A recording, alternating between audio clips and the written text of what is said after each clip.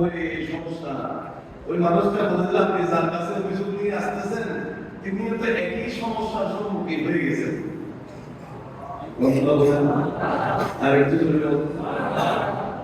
তখন মানুষটা বলে যে হ্যাঁ হ্যাঁ কালকে আমার কাছে বিচার নিয়ে আসবো, কি কি দেখে আমি বিচারটা দিব, তাক আমি আর বিচার দিব না, চলে গেলেন। পরে যখন হযরত ফারুক আযম রাদিয়াল্লাহু তাআলা শুনতে পাইলেন এই যে নিজের বিবির বিরুদ্ধে অভিযোগ নিয়ে এসেছেন, ডাকলেন তাকে, তুমি কি কারণে তোমার স্ত্রীর বিরুদ্ধে অভিযোগ নিয়ে এসেছো? বলে যে হুজুর আমার স্ত্রী এই এই সমস্যাগুলো আমার সাথে করেছে, আমি সেজন্য আপনার কাছে অভিযোগ নিয়ে আসলাম। ফারুক আযম রাদিয়াল্লাহু তাআলা বলেন, আমি বেশ কয়েকটা কারণে আমার বিবিও একই কাজ করেছে, বেশ কয়েকটা কারণে আমি তাকে মাফ করে দিয়েছি। আর একটু জোরে বলুন হযরত ফারুক আযম রাদিয়াল্লাহু তাআলা বলেন, আমি যখন আমার ঘর ছেড়ে বাইরে চলে যাই, রাষ্ট্রীয় কাজে ব্যস্ত হয়ে যাই, আমি আমার পরিবারের আমানতদার হিসাবে আমার স্ত্রীকে রেখে যাই, গোটা পরিবারের আমানত আমি তার কাছে দিয়ে চলে যাই। সে তো ওফাদার, সে তো আমানতদার। আমি যখন বাইরে থেকে ঘরে আসি, যখন আমার ক্ষুধার যন্ত্রণা তীব্র হয়ে যায়, আমার স্ত্রী তো নিজেই কষ্ট করে আগুনের মধ্যে দাঁড়িয়ে রান্না করে, সেই রান্না কমপ্লিট করে আমার জন্য তো আহারের ব্যবস্থা করে দেয়, আমি সেই কারণে তাকে মাফ করে দিয়েছি। আমার কাপড় চোপড় আমার স্ত্রী কষ্ট করে সে দিয়ে দেয়, আমি আমার বেটিকে মাফ করে দিয়েছি। আমার সন্তানদের দেখভাল এই কিভাবে মানুষ হবে, কোন জায়গায় যাবে, কিভাবে সে মানুষের মতো মানুষ হবে, আমি তো রাষ্ট্রীয় কাজে ব্যস্ত হয়ে যাই, আমার ছেলে মেয়েদেরকে মানুষ করার দায়িত্ব তো আমার বিবি করছে, আমি সেই কারণে তাকে মাফ করে দিয়েছি। আরেকটু জোরে বলে আল্লাহ আমাদের সবাইকে আরেকটু জোরে বলে। এখন আসুন ইবনে মাজাহ শরীফের 1850 নম্বর হাদিস, আন মুআবিয়া ইবনে হাইদা রাদিয়াল্লাহু তাআলা বলতে রাসূলুল্লাহ সাল্লাল্লাহু আলাইহি ওয়াসাল্লাম আল্লাহ নবীর কাছে জিজ্ঞেস করা হলো, আহাক্কু যাওজাতি আহাদিনা আলাইহি রাসূলুল্লাহ, আমাদের উপর স্ত্রীদের কি কোনো অধিকার আছে?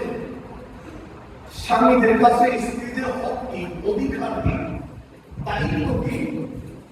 আল্লাহ নবীর কাছে যখন জিজ্ঞেস করলেন, আমার নবী বলেন, বলা আন তুতঈমাহা ইযা তুঈমতা, তুমি যখন আহার করবে, তোমার স্ত্রী তোমার কাছে হক পাবে, তুমিও তাকে আহার করাবে।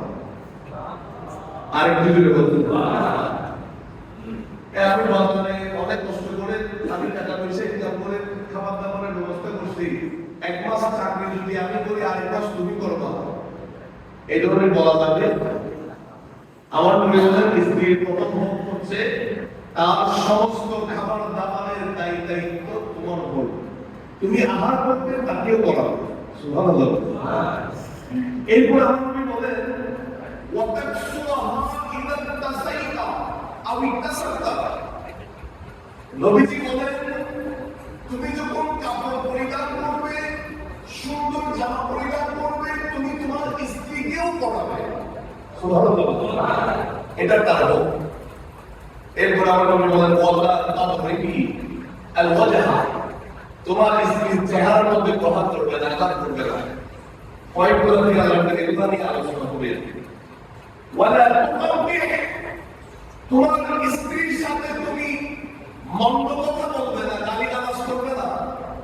আমাদের অনেক মানুষ আছে বলে যে এগুলো মন্দ করবে না, নাউজুবিল্লাহ বলেন, যে তরকারিতে একটু লবণ কমে বউয়ের বাইরে বাপরে অনেক ধরনের গালিগালাজ করে, কি করে না? নবী বলেন, ওয়ালা তুকাব্বিহ, তোমার স্ত্রীর হক হচ্ছে তুমি তার সাথে খারাপ ব্যবহার করবে না। এরপর আমার নবী বলেন, ওয়ালা তাহজুর ওয়ালা তাহজুর ইল্লা ফিল বাইত, ঘরের ভিতর ছাড়া তুমি কখনো তার সাথে আলাদা হবে না। সুবহানাল্লাহ।